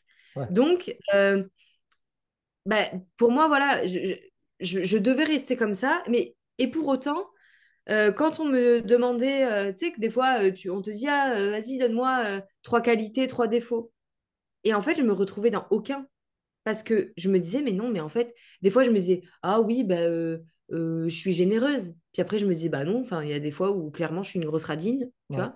Et, euh, et ça, je l'acceptais pas, en fait. Mm. J'acceptais pas le fait de pas réussir à me mettre dans des cases. Ouais. Alors Et qu'en puis fait, d'avoir des justement, polarités. En fait, le fait que tu puisses être méga radine ne t'enlève en rien la possibilité d'être ultra généreuse. En fait, tu t'es juste exactement. le potentiel entre les deux. Tu ni l'un ni l'autre. Tu es la liberté d'être l'un ou l'autre quand tu choisis Ouais, d'être l'un ou l'autre. exactement. Et du coup, ça m'a beaucoup libérée aussi, tu vois, par exemple, d'arriver le matin au travail et il y a des fois où je suis ultra joyeuse, je suis hyper contente d'être là. Et puis il y a des fois où je subis ma journée, j'ai envie d'être une tête de con, bah, je Ouais. suis une tête de con. Et tu vois, je m'oblige plus, en fait, à être quelqu'un. Non, mais parce que en vrai, c'est pesant, tu vois. Ben, c'est horrible. Parce que non seulement tu as à subir d'être de mauvaise humeur et de ne pas avoir envie d'être là, mais en plus tu dois subir tes injonctions de devoir donner le change aux autres et de faire comme si, et enfin, c'est affreux. Ah, mais Et évidemment que quand tu fonctionnes comme ça pendant des années, bah, au bout d'un moment, tu pètes un câble et tu fais un burn-out et tu es épuisé parce que exactement. c'est insupportable. Et c'est pour ça que moi je suis tellement content et tu vois, je trouve ça génial de pouvoir faire ce travail bah, en fait, le plus tôt possible dans la vie. Parce que du coup, Ah dans le oui. reste de ta vie, d'un coup, ça se passe différemment, quoi. Ah mais complètement, ah mais complètement, ça c'est clair. Mm. Et tu vois, même le fait d'accueillir ces émotions, euh, moi j'ai souvent refoulé en fait mes émotions, Ah bon? euh, à peine. Surtout le fait d'être triste. Ah, J'ai eu tendance à vouloir me donner une image de la fille forte, qui, tu vois, qui pleure pas, qui est limite un peu insensible. mm. Euh, alors en fait, parfois, je suis extrêmement émotive et parfois, je suis pas du tout sensible à ce qui se passe. Ouais, Tu vois, des fois, on va me faire une petite réflexion, ça peut me mettre dans un état pas possible. Et des fois, il y a des choses bien plus graves qui vont pas me toucher. ouais, Tu vois, ouais. et du coup, voilà, ça aussi, je me suis libérée de ça. Et tu vois, des fois, c'est pareil, ça, je l'observais beaucoup. Des fois, sans aucune raison particulière, j'avais envie de pleurer. Et en fait, ça, c'est des choses, tu vois, avant, j'aurais cherché à me libérer l'esprit, tu vois, à faire quelque chose voilà, Faire diversion. ouais, voilà. Et là, maintenant, bon, ça fait très longtemps que ça m'est pas arrivé, mais je me suis vue, des fois, m'asseoir sur mon lit et juste attendre et pleurer. Mais en fait, Et en fait, c'est tout ce qu'il y a à faire. mais ouais, et c'est tellement libérateur, quoi. Ah, ben, se laisser traverser par les émotions, ouais, c'est plutôt Et oui, et en libérateur. fait, j'avais peur que mon copain me juge parce que lui, Mm. pour le coup, c'est vrai que bon, il n'est pas très, très, très expressif. Mm. Et j'avais peur qu'il me juge. Et en fait, juste, sa réaction dans ces moments-là, c'est de me faire un câlin et de me dire, bah, viens, allez, je sais pas, on va se balader, viens, on va regarder là une série, tu vois. Mais Mm. juste, en fait, il avait aucun jugement et... Ouais, tu projetais ton propre jugement sur son Ouais. regard. Ah oui, complètement. Mm. Ah Et oui, ça, oui, c'est un oui, truc qui est très, complètement. très récurrent. On s'imagine que les gens vont nous regarder de la manière dont on se regarde. Et du Ouais, coup, ce qui est génial avec ça, c'est que quand ton propre regard sur toi change, bah, tu n'as plus l'impression que les gens vont te juger ou te regarder. Parce qu'on dit, non, mais moi, je suis prêt à le faire, mais c'est le regard des autres. Mais en fait, le regard des autres, c'est mon regard que j'imagine des autres que je reprojette sur moi. Enfin, bref, finalement, ouais, ah oui, oui, toute mais c'est l'histoire, elle exactement tourne ça. autour de soi et de son rapport à soi. Ah oui, oui, complètement. Et après, il y a un autre truc qui, ben, au final, c'est un peu la même chose, c'est sur ce piège de l'identité, parce que c'est pareil, moi, j'ai toujours cru que j'étais quelqu'un d'extrêmement timide, que j'étais quelqu'un qui aimait son petit confort, sa petite sécurité, voilà. Et, euh, et en fait, du coup, il y a eu beaucoup de remises en question quand j'ai commencé à faire ce travail avec la pyramide, parce que du coup, je me suis dit, mais non, mais en fait, ça se trouve, je suis pas timide. Et puis en fait, ça se trouve, la sécurité que m'apporte mon travail, etc. Ben en fait, peut-être que c'est pas vraiment ça qui me fait me lever tous les matins. Peut-être qu'en fait, j'ai envie d'autre chose. Et donc, j'ai continué avec ces petites réflexions-là. Et on est arrivé aussi à la fin de la pyramide avec la question du sens, etc. Et c'est là que je me suis dit, OK, ben, c'est quoi le sens de ma vie? En fait, pourquoi j'ai envie de vivre? Qu'est-ce que j'ai envie de faire? Et c'est là qu'en fait, je me suis rendu compte que il y a tout qui s'est, comme un puzzle, hein, il y a tout qui s'est remboîté. Et je me suis dit, mais en fait, tout ce que j'ai cherché dans ma vie, c'est à vivre libre. C'est vraiment la liberté. C'est pour ça que j'arrivais pas à me mettre dans des cases, parce qu'en fait, j'avais envie d'être tout le monde et n'importe qui à la fois. Mm. Quand on me demandait ce que je voulais faire plus tard, ben, j'ai eu tellement d'idées, mais parce qu'en fait, j'avais envie d'être libre, de pouvoir choisir et de pouvoir tenter plein de choses. Quand on me disait, est-ce que tu as une passion? Ben non, en fait, je suis passionnée partout parce que j'ai envie de tenter plein de choses. Mm. Quand on me disait, oh, ben dis donc, tu commences beaucoup de choses et tu les finis pas. Ben oui, mais parce qu'en fait, je suis libre de pouvoir commencer et pas finir. Mm. Et donc, en fait, ben, à partir de ce moment-là, je me suis dit, oh, mais en fait, j'ai le choix de tout. Je suis libre de faire tout ce que je veux. Et alors là, ça m'a ouvert des portes, mais énormes. Et puis alors, un bien-être incroyable. Mm. Parce que du coup, ben, tu vois, j'ai toujours eu envie de faire du théâtre. Ben, je me suis inscrite au théâtre. Mm. Et là, j'en fais depuis décembre. Et je suis, mais je suis tellement épanouie. J'adore Mm. ça. Ça n'a pas été facile hein, au début. Hein. Il y avait quand même de l'appréhension, etc. Mais je me suis rendu compte qu'en fait, ça a contribué énormément à mon épanouissement. Tu vois, là, j'ai repris un peu le sport. Ça, c'est pareil, de me dire, ben, qu'est-ce que j'ai envie de faire? Et là, tu vois, ben, cette semaine, je me suis dit, OK, ben, ce week-end, j'ai un peu de temps de libre. J'irai bien à la piscine, tu vois. Ben, là, du coup, tout à l'heure, je vais aller à la piscine et je suis hyper contente de pouvoir aller à la piscine. Et puis, après, on vient au côté pro, côté professionnel. Et là, je me suis dit, ben, en fait, alors, j'aime beaucoup mon métier, mais je vois qu'il y a quelque chose qui manque un petit peu. Je veux être plus libre de pouvoir gérer mon planning, de voir plus de choses, de voir. Donc, je me suis dit, bah, je vais quitter mon statut de salarié pour me mettre en auto-entrepreneur, pour avoir cette liberté, tu vois, de pouvoir choisir, de pouvoir toucher un Mm. peu à tout. Et il y a une autre idée qui a germé dans ma tête, c'est de reprendre mes études. Et donc, du coup, d'être beaucoup plus libre, en fait, de pouvoir gérer mon statut d'auto-entrepreneur, mais aussi de pouvoir gérer la reprise de mes études en même temps. Mm. Mais tout ça, c'est des choses qui me paraissaient impossibles à faire il y a quelques temps, quoi. Enfin, voilà. Donc, en fait, ma vie n'a plus rien à voir. En 5 mois, ma vie n'a plus rien à voir. Vraiment. Mm. Et tu vois, Impressionnant.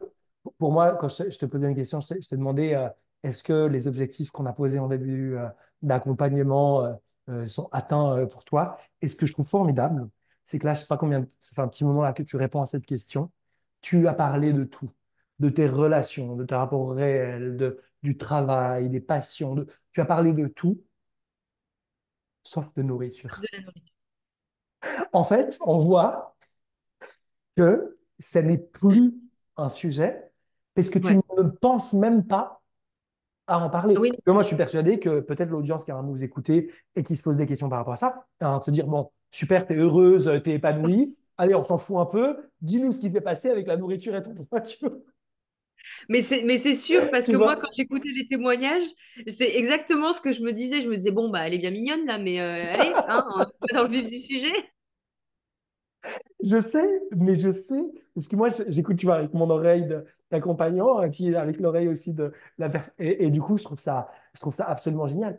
Et merci, merci, en fait, de dire, mais en fait, la vie, elle est tellement plus large et plus belle Oui. que est-ce que je vais manger du brocoli ou est-ce que je vais manger des pâtes ou est-ce que je vais manger en sang fou, Ouais, complètement. mais complètement. En fait, complètement. Si tu as envie de brocoli, tu mangeras des brocolis. Si tu as envie de pain, tu mangeras du pain. Enfin, tu mangeras ce qu'il y a à manger. Et du coup, je suis curieux de savoir aujourd'hui comment est-ce que ça se passe effectivement avec la nourriture. Quelle est ta relation à la nourriture? Quelle est ta relation au corps? Où tu en es aujourd'hui? Alors, avec la nourriture, dire que j'ai une relation complètement sereine avec la nourriture et mon corps, ce serait mentir. Mm. Parce que je me suis libérée de tellement d'injonctions. Ça c'est une certitude. Moi, maintenant, j'arrive à manger des aliments industriels. Ça, c'était quelque chose pour moi, c'était juste pas possible. Ouais. Et d'ailleurs, ça fait partie de mon alimentation. Je mange pas que de ça parce que ceux qui peuvent penser que je sais très bien, hein, moi au début, je me disais, oh là là, mais je vais manger que des gâteaux et des fast-food toute la Jusqu'à la fin journée. de ma vie. Ouais. Ouais, mais en fait, pas du tout. Pas du tout. Moi, j'ai remarqué, par exemple, que un Kinder Delice bah, me fait autant envie qu'une pomme. Tu vois, il y a des fois où, Mm. genre, bah, je me dis, non, non, en fait, j'ai juste envie de manger une pomme, là, tu vois. Euh, donc ça, par contre, oui, voilà, il y a un rapport beaucoup plus serein avec la nourriture. Par contre, j'ai toujours ces petits moments de culpabilité. Par exemple, là, tu vois, cette semaine, j'ai mangé 2 fois au restaurant. Mm. Ben, je peux pas m'empêcher d'avoir ce truc de me dire, oh là là, est-ce que c'est pas un peu trop? Ouais. Mais à la différence d'avant, c'est que je sais que c'est pas moi qui me le dis. Je sais que c'est pas moi qui le pense. Mm. Je sais que c'est ma petite voix du contrôle, Monique, comme je l'ai appelée. Oui. Je sais que c'est elle qui me parle et qui a envie, tu vois, de reprendre un peu le contrôle, etc. Et, mais en fait, juste, tu vois, au lieu de m'attarder sur ça, bah, tu vois, ce matin, j'y ai pensé et je me suis dit, mais en fait, t'imagines, t'es allé au restaurant et en fait, tu t'es pas posé 10 fois la question, oh là là, qu'est-ce que je vais prendre, qu'est-ce que je vais prendre? Ah non, mais ça, je vais pas prendre ça, c'est trop calorique, comme et ça. Non, juste, j'ai regardé la carte et j'ai pris ce que j'avais envie de prendre. Mm. Mais ça, c'est un espèce de soulagement parce qu'alors avant, il fallait que je sache à l'avance dans quel restaurant on allait Mm. pour choisir le plat le moins calorique ou Ouais. qui me paraissait le moins calorique. Et ça, pour moi, c'était terrible parce que, par exemple, à Londres, sur toutes leurs cartes, ils ont le nombre de calories marqué à Mm. côté. Et moi, j'étais en plein dans la maladie à ce moment-là, quand on est parti à Londres avec mon copain, mais c'était juste un enfer pour moi. C'était un enfer. Donc, de me détacher de ça, déjà, voilà, Et c'est tu, énorme. et tu vois, quand tu dis, bon, ma relation à la nourriture n'est pas parfaite parce que Monique existe encore, en fait, euh, et tu vois, on se l'est dit souvent, Monique, on ne cherche pas Ouais, à la tuer, on ne cherche pas à ouais. la faire disparaître. Monique, cette voie du contrôle et de la restriction, a le droit d'être là, Ouais. et peut-être qu'elle existera toujours. Oui, oui, Par contre, oui. elle peut juste, avec le temps, devenir une espèce de bruit de fond. Et Ouais. ce n'est pas parce que ces pensées, en fait, ce qui compte vraiment, c'est pas est-ce que ces pensées sont là ou pas. Parce que tu ne peux pas faire disparaître ou lutter contre tes pensées. Et on n'est pas là pour faire disparaître nos pensées. Ce qui compte vraiment, c'est est-ce que je m'accroche à ma pensée? Est-ce que je m'identifie à ma pensée? Et est-ce que ma pensée elle a un impact sur moi? C'est-à-dire, est-ce que le fait que j'ai culpabilisé d'aller au resto va m'empêcher d'aller au resto la semaine prochaine? Et là, on voit Oui, bien voilà. dans ce que tu dis bah, que ce n'est pas du tout le cas. Monique est toujours là, la voix est encore là, ça te traverse parce que bah, ça fait à peine 5 mois, tu vois, 5 mois Oui, ah de oui, cette oui, oui, d'une vie, complètement. c'est hyper. Et du coup, de se rendre compte que la voix peut être là, mais qu'elle a plus d'impact et que tu t'identifies plus à elle, c'est en fait juste idéal. Mais et oui, c'est ça. Et puis en fait, tu vois, c'est pareil, c'est toujours ce travail d'observation. C'est-à-dire que quand Monique me dit quelque chose, euh, bah maintenant j'ai ce recul et je me dis, bah non, si elle te dit ça, en fait, fais l'inverse. Juste, voilà, mais c'est tout simple, tu vois. Ouais. Par exemple, bon, parce qu'il y a une vidéo où tu dis qu'on est dans tous les cas soumis tout le temps à des choix alimentaires. Ça, Ouais. c'est une réalité. Et moi, maintenant, mes choix alimentaires, alors dans cette vidéo, tu dis que la question, c'est qu'est-ce qui me fait du bien? Et ça, au début, tu vois, ça c'est pareil. Ça, je l'avais pris comme une nouvelle règle, tu vois. Mm. Et c'est pour ça que les appels et tout ça, c'est très utile parce qu'en fait, voilà, tu remets les choses à plat, tu remets les choses dans leur contexte. Et donc au début, je me disais, oh là là, mais oui, mais bah donc non, ça me fait pas du bien. Clairement, manger une tartine de Nutella, ça va rien m'apporter. Donc ça me fait pas du bien. Donc je la mange pas. Et en fait, moi, j'ai remplacé cette phrase. Et tu vois, c'est bien parce que du coup, la pyramide, ça te permet aussi de pouvoir te réapproprier les choses en Complètement. fonction de ta Mm. sensibilité, de voilà. Et moi, en fait, je change cette phrase en me disant, si je mange pas ça, ou si je mange ça à la place, par exemple, est-ce que je vais être frustrée? Et vu que je ne veux plus aucune frustration, Mm. si la réponse est oui, je vais être frustrée, eh ben je le mange, en Mm. fait. Tu vois, voilà. Pour l'instant, moi, j'en suis là. Et c'est parfait et c'est hyper utile. Et effectivement, dans le qu'est-ce qui me fait du bien, on voit que d'une certaine manière, Monique s'est emparée de cette question pour Ouais, la traduire en qu'est-ce qui me fait du bien physiologiquement au niveau des minéraux, des voilà. fibres et des... Voilà. Alors que c'est pas la question. Qu'est-ce qui me fait du bien? Une tartine au Nutella fait du bien parce que c'est hyper agréable à manger et que c'est ce que l'on demande à la tartine de Nutella, c'est d'être bon, d'être agréable, d'être doux, d'apporter du réconfort, de la relaxation, du plaisir. On ne demande pas à la tartine de Nutella de nous donner de la vitamine C. Enfin, je veux dire, Oui, oui, non, mais carrément. ça semble couler de source, mais tu vois, qu'est-ce qui me fait du bien? C'est vraiment en mode, là, qu'est-ce que j'ai envie? Est-ce que j'ai envie de la vitamine C? Voilà. Ou est-ce que ce qui me fait du bien, c'est la vitamine C? Ou est-ce que ce qui me fait du bien, c'est de la douceur, du réconfort, du plaisir? Et il n'y a pas de bonne réponse. Non, Il y a mais juste voilà. la réponse du moment. Mais le fait d'avoir effectivement cet indicateur sur la frustration, bah, c'est ultra utile parce qu'effectivement, ça te permet de te recentrer sur ton ressenti et sur tes Voilà. besoins. Et en fait, c'est tout le sujet de la pyramide, c'est de revenir à toi, tes sentis. Ouais. Et c'est ce que tu dis quand tu dis je regarde le menu, je choisis ce que je veux, ce qui me donne envie. Et Et tu te rends ça, mais compte au bout d'un c'est... moment, ouais, ça change. Et au bout d'un moment, tu sais, tu développes une telle intuition avec ton corps que limite, tu sais ce Oui, que tu vas manger. C'est oui, genre, ça va être ça, et tu n'as même plus d'hésitation. exactement. Et des fois, tu as des idées. Tu vois, par exemple, j'ai eu ça, et ça m'arrive pratiquement tous les jours. Je sais, mon corps me dit qu'est-ce que je vais manger. Genre, tout d'un coup, je vais Oui. avoir envie de viande rouge. Ou tout d'un coup, je vais avoir... Et genre, hier, j'avais envie, oh, c'est vraiment un truc qui m'arrive assez rarement, mais de manger des aliments en conserve. Genre, j'avais envie de ces espèces de, de pain sec avec genre des Ah oui. c'est du comment tu dis des Du caviar d'aubergine, des trucs comme ça, là? ouais aussi mais tu sais les poissons là des sardines tu sais les sardines en Ah boîte oui, ah oui, oui, et oui, oui, c'est oui. vraiment un truc tu sais t'as tout le temps ça au fond de ton armoire et tu en manges jamais et Ouais, là hier carrément. j'étais là alors que j'avais plein de trucs que j'aurais considéré j'avais de la viande j'avais des trucs sucrés j'avais plein de trucs au frigo mais c'est en fait j'ai grave envie de me faire des tartines de sardines. Et je me suis fait des tartines de sardines. Et je trouve ça formidable. Et tu développes cette intuition. Je ne sais pas si tu ressens un peu Ah la même oui. chose on te souffle ce que tu as envie de manger. Eh bien, ça, alors, ça m'arrive depuis pas si longtemps que ça, en fait. Mm. Mais je pense que c'est depuis que vraiment j'ai lâché prise pour de bon et que je me laisse guider, en fait. Voilà, je mange ce qui m'arrive dans la tête et ce qui, voilà. Mais ça me l'a fait plusieurs fois. Une fois où j'ai eu mais une envie de manger des lentilles. Mais une envie incroyable de manger des lentilles. Euh, une fois où j'ai eu envie, alors ça c'est très étonnant parce que je suis pas très pomme de terre bouillie de base, mais j'avais juste envie de me faire des pommes de terre bouillies, de mettre de la ciboulette et de mettre un morceau de beurre fondu dessus. Non mais Mm. tu vois, c'est des trucs, ça me, je trouve ça, enfin, je trouve ça incroyable. Et hier, tu vois, par exemple, on est allé dans un restaurant italien, mais j'ai même pas regardé tous les plats de la carte. C'est-à-dire que je suis allée instinctivement sur le truc des pizzas et Ouais, j'ai vu margarita.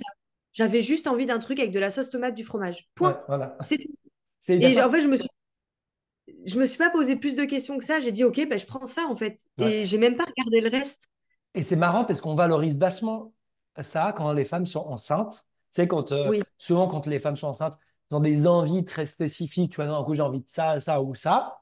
Et là, ouais, c'est permis. Mais c'est ouais. que quand tu es enceinte que tu as le droit de manger, tu vois, Et oui, d'être connecté à ton intuition. Mais en fait, alors probablement que c'est encore plus puissant chez une femme enceinte parce qu'elle est en train de créer la vie et du coup, oui, son corps il y a un est truc hyper conscient hormonal. de quel type d'aliment, de quoi est-ce que le corps a envie et besoin. Mais en fait, cette faculté, elle est tout le temps chez tous les êtres humains. Ah oui, Les enfants, les bébés savent très bien ça. ah oui, oui, Mm. complètement. Ah oui, Ouais. oui, non, mais c'est sûr. Et ça, ouais, je l'expérimente depuis peu. Et du coup, je trouve ça hyper intéressant. Et même, ça devient limite même un peu un jeu, tu vois. Ouais. C'est-à-dire que tu te dis, ah, par exemple, quand je vais faire à manger le soir, je me dis, OK, qu'est-ce que j'ai envie de manger? Et du coup, je fais mes choix comme ça, en fait. Ouais. Enfin, moi, je trouve ça génial. Souvent, au début du processus, un des freins, c'est aussi la peur de grossir. La peur de se Ouais. dire, si je lâche prise, je vais manger du Nutella et des burgers jusqu'à la fin de ma vie et je vais devenir obèse morbide. Est-ce que toi, tu avais cette peur? Ah oui, ah oui, oui, oui. Mais cette peur-là, euh, mine de rien, elle y est encore un peu, hein. Hmm. Parce que mon rapport au corps, il n'est pas complètement. il est pas tout beau, tout rose toute la journée. En fait, c'est juste que ça prend beaucoup moins de place, en fait. Ouais, bien sûr, Mais cette peur de grossir est toujours là. Mais ce que je veux dire, c'est est-ce que le fait d'avoir vécu ce processus t'a amené à ce résultat? alors, non, pas du tout. En fait, alors il y a un truc, le métabolisme, enfin, c'est incroyable comme ça marche parce que euh, au début, donc j'ai eu ces 3 jours là de faim extrême où j'ai mangé, mangé, mangé, mangé. Après, ça a continué, voilà, je mangeais quand même pas mal, anarchie alimentaire, enfin bon, voilà. Donc j'ai pris, je crois qu'en un mois, j'ai pris 5 kilos. Hmm. 5 ou 6 kilos même. 6 kilos. 6 kilos. J'ai pris 6 kilos. Et puis, alors après, bon, donc j'ai eu cette petite période où j'ai remis un peu de contrôle, etc. Mais pourtant, je mangeais toujours, enfin, je mangeais toujours beaucoup plus que ce que je mangeais quand j'étais en restriction. Je Hmm. mangeais quand même 3 fois plus que ce que je mangeais en restriction. Hmm. Je mangeais peut-être moins de sucre quand je suis repartie un peu dans le contrôle, tout ça. Mais je mangeais quand même, voilà. Et en fait, mon poids, du coup, s'était stabilisé. En fait, il a continué à descendre un petit peu. Et c'est là que je me suis rendu compte qu'il y avait encore du contrôle parce que le poids que je fais, et là, je sais que je vais encore grossir et je l'espère, en fait, pas encore. Euh, donc, euh, donc, en fait, voilà, je sais que ces questions-là sont pas réglées, mais en tout cas, non, tu ne prends pas, mine de rien, tu ne prends pas 10 ou 20 kilos en un mois. Ça n'arrive pas. Ça n'arrive pas parce que moi, mon poids, il s'est stabilisé extrêmement vite, en Hmm. fait. Euh, et même quand j'ai refait ma deuxième session, si je peux dire ça, ma deuxième session de lâcher prise, en fait, j'ai pas pris parce que mon métabolisme s'est relancé Hmm. et que du coup, en fait, mes besoins pour grossir sont encore plus élevés que ce que j'aurais pu penser à la base, Ouais, en fait. c'est ça. Donc ouais, moi, c'est pareil, tu vois, mon poids, je peux pas trop dire, ah ben, j'ai fait ça, je me suis stabilisée, et puis, parce qu'en fait, voilà, ça a été encore Ouais. en cercle, en fait. Tu l'as vécu à ta manière et c'est absolument, effectivement parfait comme ça. Et autant sur le fait de prendre du poids que de perdre du poids, on voit bien qu'ici, en fait, c'est pas le sujet et il se passe ce Non, qui se passe. C'est juste la ouais, conséquence et, et on arrête de mettre le focus là-dessus. Là, on en parle parce que, parce que les gens ont envie de savoir oui, bien sûr. Ah oui, oui, oui, bah et ont oui. envie d'être rassurés là-dessus. Mais je crois qu'on n'en a jamais, pratiquement jamais parlé, tout au long du Non, processus. On parlait au non, premier appel et là aujourd'hui. ouais, non, non, mais carrément. Et puis, en fait, il faut pas, enfin, pour moi, il faut pas avoir, vraiment, il faut juste faire confiance à son corps. Et bien ça, Le c'est une challenge, idée au hein? début, ça nous paraît complètement fou. Mais parce que on nous répète depuis toujours, ah ben tu t'écoutes trop, ah ben non, tu sais, on nous dit, ben non, il faut manger ça, ça, ça et ça. Donc en fait, tu as l'impression que, Tu que, peux pas écouter ton corps, ouais. que tu peux pas écouter ton corps. Mais en fait, non, ton corps, il te fait pas prendre 20 kilos d'un coup. Mm. Moi, je pensais vraiment, je me suis dit, bon, bah, attends-toi à être obèse, hein. Enfin, voilà. Ouais. C'était. Et même aujourd'hui, parce que j'étais extrêmement grossophobe, en fait, je me rendais compte que j'étais extrêmement grossophobe. Et même aujourd'hui, en fait, j'ai plus ce problème-là. Enfin, Mm. je sais pas comment t'expliquer, mais mon rapport aux personnes qui sont grosses, tu vois, même j'ai même plus de mal à dire grosse parce que oui, il y a des Mm. personnes qui sont grosses. Ouais. Et alors, tu Ouais. vois, il y a des personnes qui sont grosses, il y a des personnes qui sont maigres, il y a plus de problème avec ça. Et en fait, avant, tu vois, je remarquais toujours quand les gens, ils avaient pris beaucoup de poids, j'étais là, oh, mais dis donc, elle devient grosse. Mais en fait, je me rends compte que j'étais vraiment, vraiment très grossophobe. Mm. Et en fait, maintenant, juste, même par rapport aux autres, au jugement des autres, ça n'est plus un sujet. Ouais. Même le corps des autres, pour moi, ce n'est T'es beaucoup plus un plus sujet. acceptante des autres, des autres Ah dans leur oui, diversité. complètement. Et ça, c'est quand même Complètement. super libérateur. Ouais, Ouais, je trouve. grave. Ça enlève un peu de... Genre, tu peux utiliser cet espace mental pour des trucs un peu plus utiles. Ouais, c'est clair. Ah ouais, carrément. Et on le voit bien, en fait, le fait que tu vois tout cet espace qui soit libéré, on voit bien dans quoi tu l'as investi. Dans le fait de te réinventer, te redécouvrir, t'offrir ce sens qui est la liberté. Et tu l'as décrit Carrément. de manière tellement belle.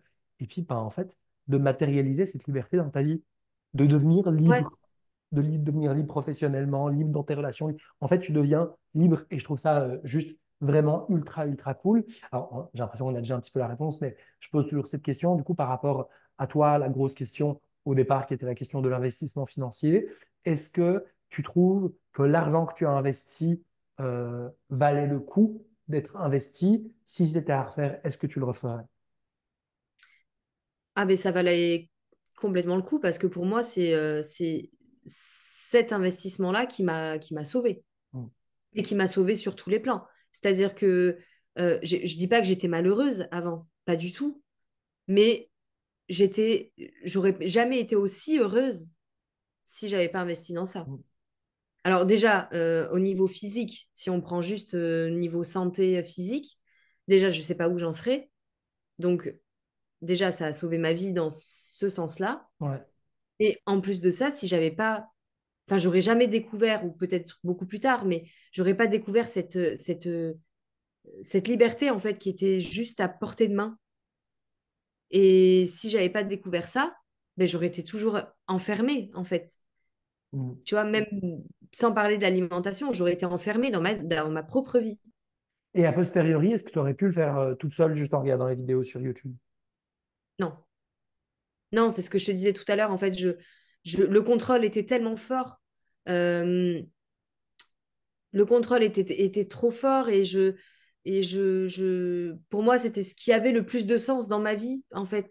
Donc, si j'avais fait ça toute seule, ben, au moment où le contrôle serait revenu, j'y aurais mis encore toute mon importance et je serais retombée, en fait.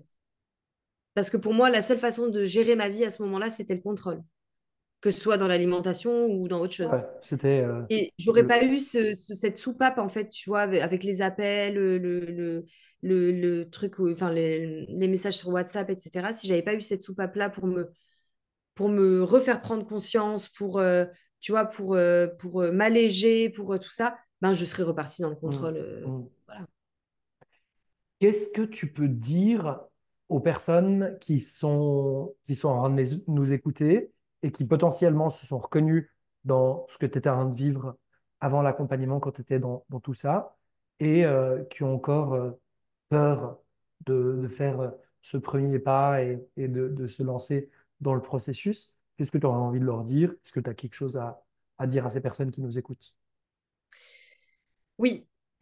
Alors, moi, ce que j'aimerais leur dire, c'est que tout ce dont on parle là, ça paraît complètement inaccessible.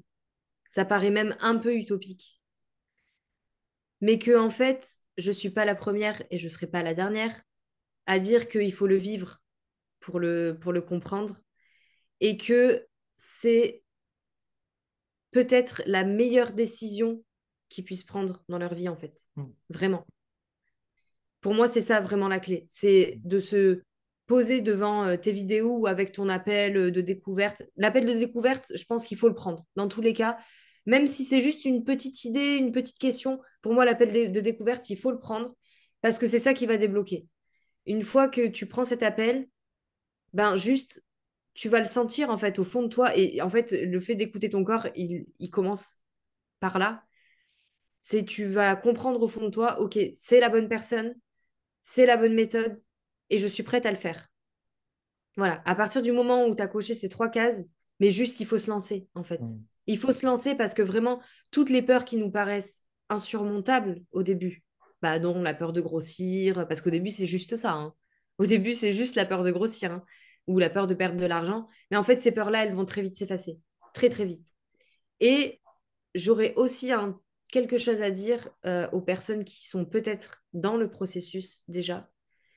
Euh, de surtout, surtout, surtout pouvoir s'inspirer des témoignages, mais à aucun moment de se comparer à ce qu'on dit. Parce que moi, là, j'ai même pu dire des choses, mais en fait, j'aurais pu parler 3 heures sur mon processus. En fait, on met le doigt sur ce qui nous paraît le plus important, mais il faut savoir que des boucles basses, tout le monde en traverse. Et ils en traverseront encore sûrement. Et Ouais. que il faut pas qu'ils aient l'impression de mal faire parce que ça correspond pas à ce qu'ils entendent ou à ce qu'ils voient. Merci. Merci. Voilà. C'est tellement précieux. Ces deux choses sont tellement précieuses. Et je trouve ça génial que tu essaies de penser. Tu vois, je t'avais même pas posé la question. Mais pour les personnes qui sont en train de vivre le processus et qui ont tendance à se comparer, parce que c'est un truc qui est vraiment récurrent. Et c'est pour ça, je crois qu'on en avait parlé. Moi, j'ai cette envie à un moment donné de créer quelque chose, tu vois, un espace plus communautaire où toutes les personnes qui sont en train d'être accompagnées, qui sont en train de vivre le processus, puissent partager, échanger entre elles, se connecter, parce que je suis sûr que ça pourrait être aidant. Et en même temps, ma crainte, ma peur, ça a toujours été de me dire, OK, bah, comment se prémunir du risque que les gens se comparent en mode, ah, toi, tu es dans la larve, moi, je suis plus dans la larve. Toi, tu vois ce Ah truc ouais, un peu ouais. ce truc de se comparer, etc. Donc, ça a toujours... Donc, juste, merci infiniment pour ces deux dernières choses, mais surtout, merci infiniment pour ce cadeau juste incroyable que tu fais à la chaîne et que tu fais à toutes les personnes qui nous ont écoutés, que tu me fais à moi, que tu t'es fait à toi, de nous offrir ce témoignage.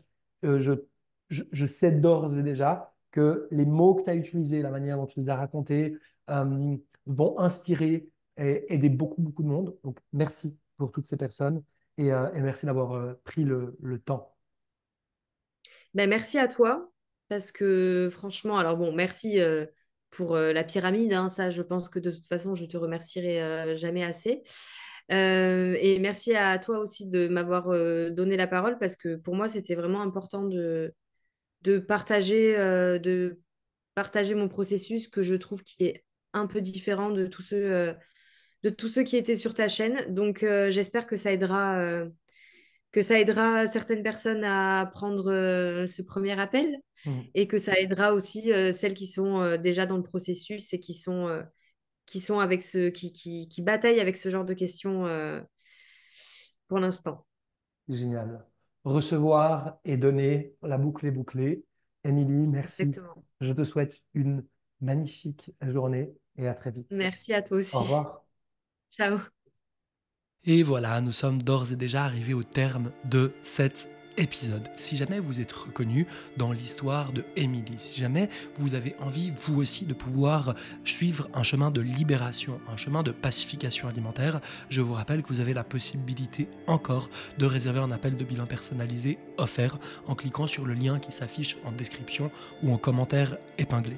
Si vous avez la moindre question ou remarque, je vous invite à la déposer en commentaire. Et si vous ne voulez louper aucun des prochains épisodes, je vous invite à vous abonner et à activer clochette, la petite cloche. Ça a été un plaisir de vous délivrer ce nouveau témoignage et on vous dit à la prochaine. Au revoir.